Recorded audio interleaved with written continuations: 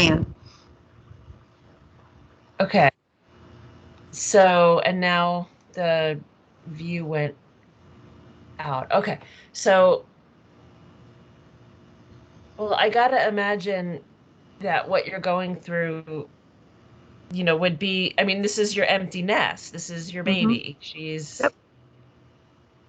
Yeah, and Callie has a big sister, so who's 33. So for 33 years, I've had a kid at home.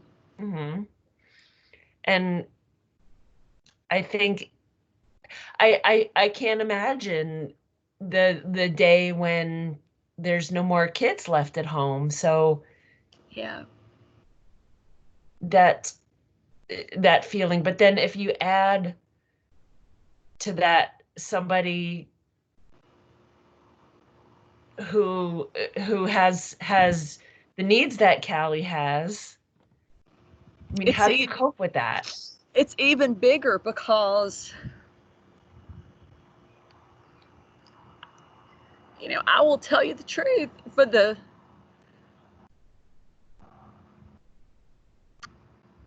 For a lot of years, I never even contemplated her living on her own because I was always so focused on just her living.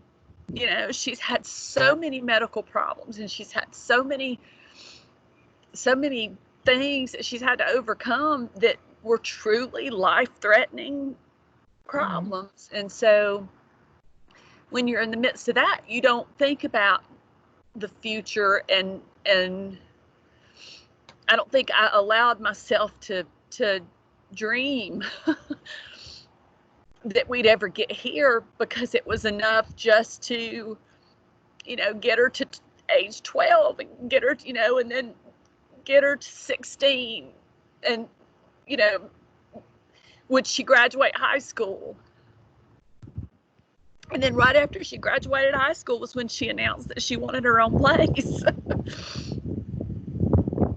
And we brought her path with us. And, Did you? I look at it and there's so many things on there that she's done. So many things that she's done. And then, there's the little corner of the drawing, and it's a little house, and it says my place. And you got her there. And she's here. She's here. I wish you could have seen her face when I said, okay, here we are, Epsbridge Road. And she just lit up. And this has been a big thing for her. I mean, I know she's, physically, it's been a big thing. She's been up all, since early this morning, because she woke up really early this morning, excited, and then, packing up everything. And it was a job. Her dad brought a trailer that's, I don't know, measurements, really, really long, and it was packed full. The van was packed full. Kyle had stuff in his car. Anna had stuff in her car. Everybody had stuff. I thought, how in the world did we have all this stuff in that little bitty room? But it wasn't, because there's new stuff. She didn't just transfer homes. hmm She didn't move her room here. This is her place. So that's even better. What does this mean for, well, think about what this means for people who have needs like Callie's. Yeah, yeah. What does this I mean for them? I mean, this is incredible.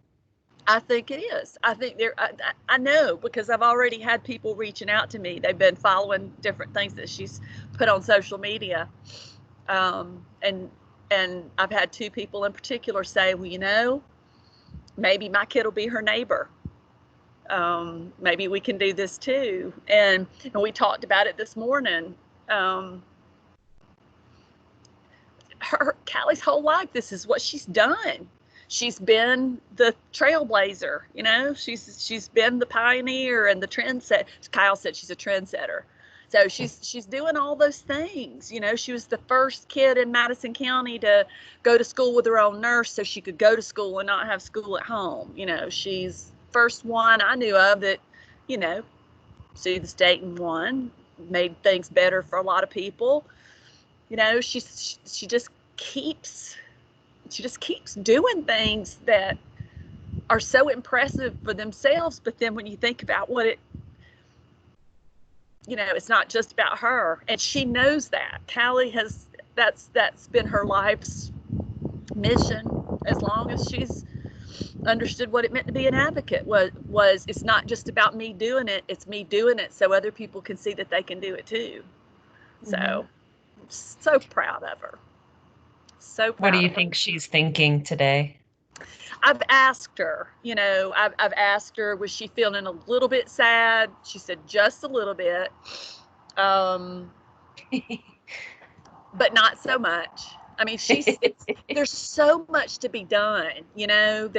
We got the, you know, just the, you know, the hospital bed and the oxygen and the concentrator and the monitors and the, you know, all that stuff. That was half the trailer right there.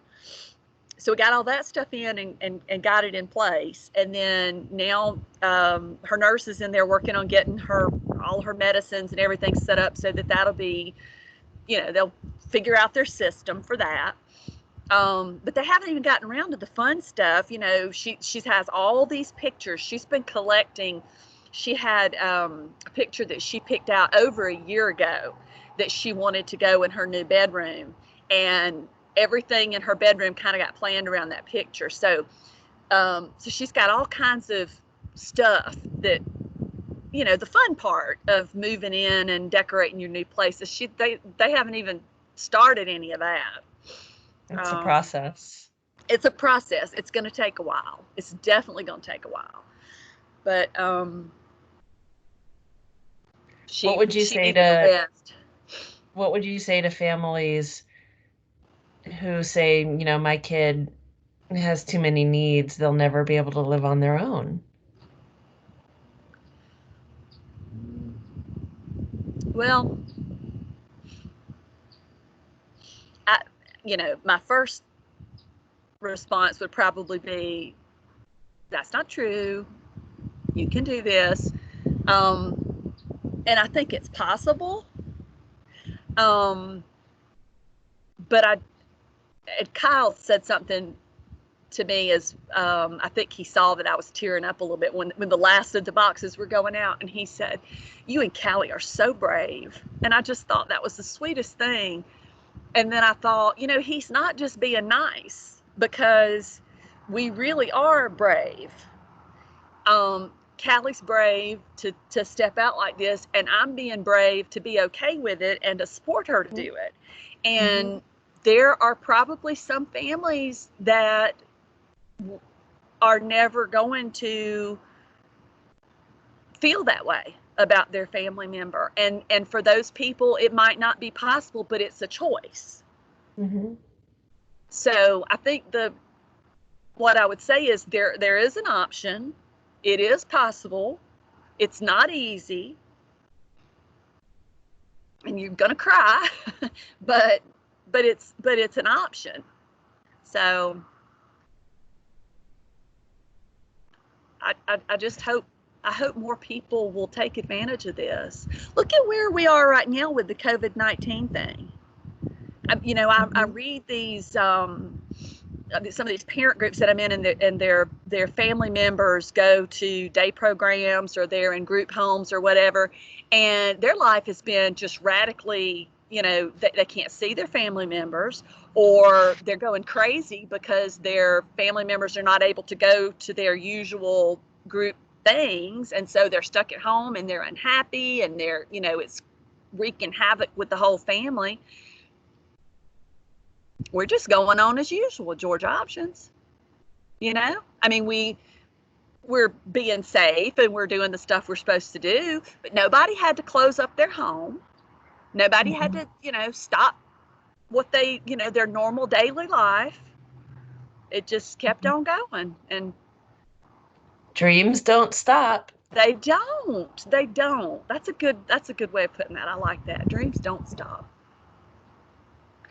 So do you feel like one of your and Callie's dreams came true today? Absolutely. Absolutely. Yeah, this is bigger,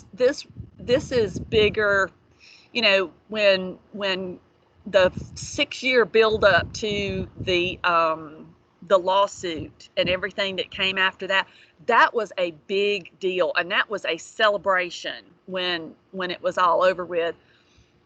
But this is bigger than that, as far as the joy that I feel for Callie, because she deserves this. She really, really deserves this. So she's got it. How is your life going to change now? I don't know. I'm excited, and I think that's one of the reasons that I haven't been like a total basket case. And that's just now. I may be a blubbering, pile of Kleenex, before this is over with. But I think one of the things that's helped me hold it together is because I do feel some excitement, because I think,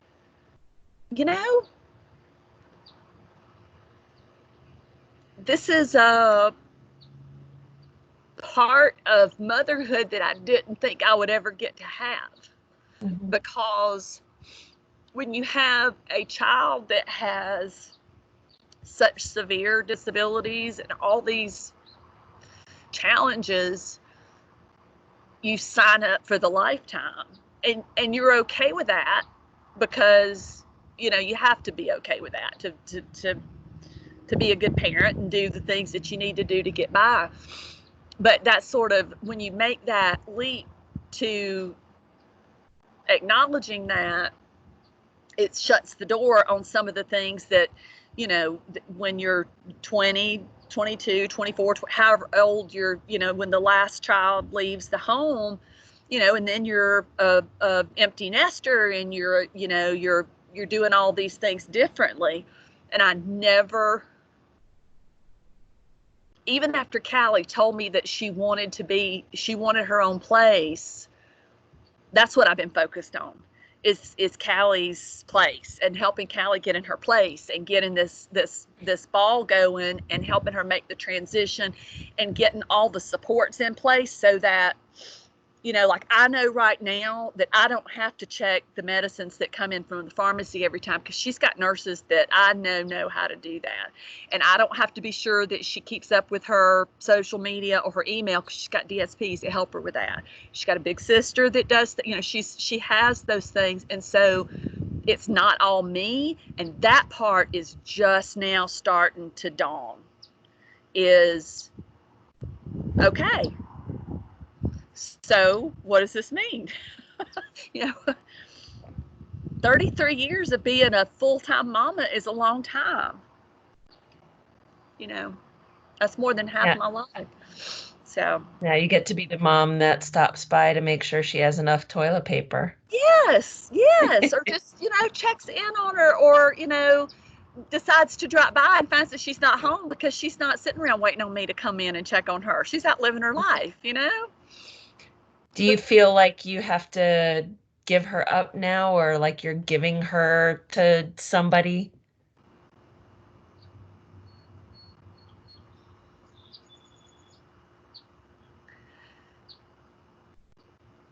The truth is that one of the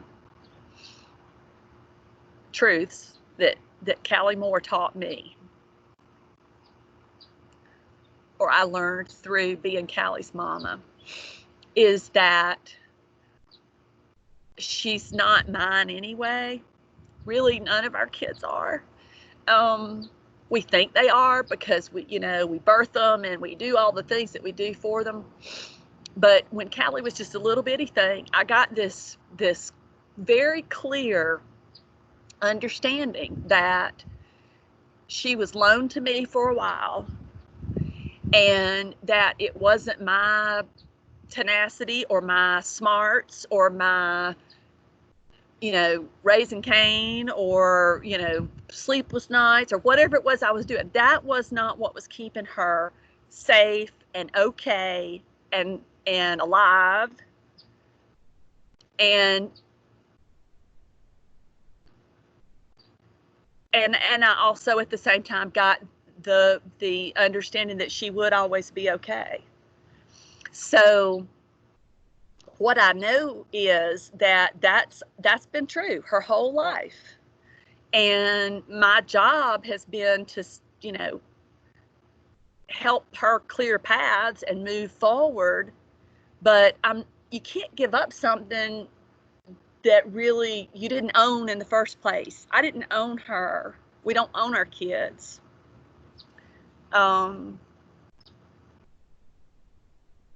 She's lent to me for a while, and now we'll have a different kind of relationship, and it'll be a truer parent-child relationship than I think we've been able to have, because I'm not going to be her caregiver / mama.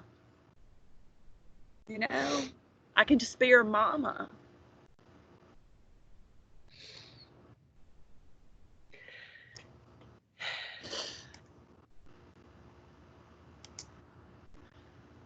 This is a big day. It is a big day. I wasn't crying until you started asking me all these things. I'm just saying. Okay, I got to figure out how to end the recording now, because now we're both crying. But I don't know how to stop it. Okay. Hold on. Okay. We'll sit here and cry for a minute while I try to figure out how to stop it. I need to laugh. Okay, I'm gonna have to hit end and then Okay. get you back. Okay.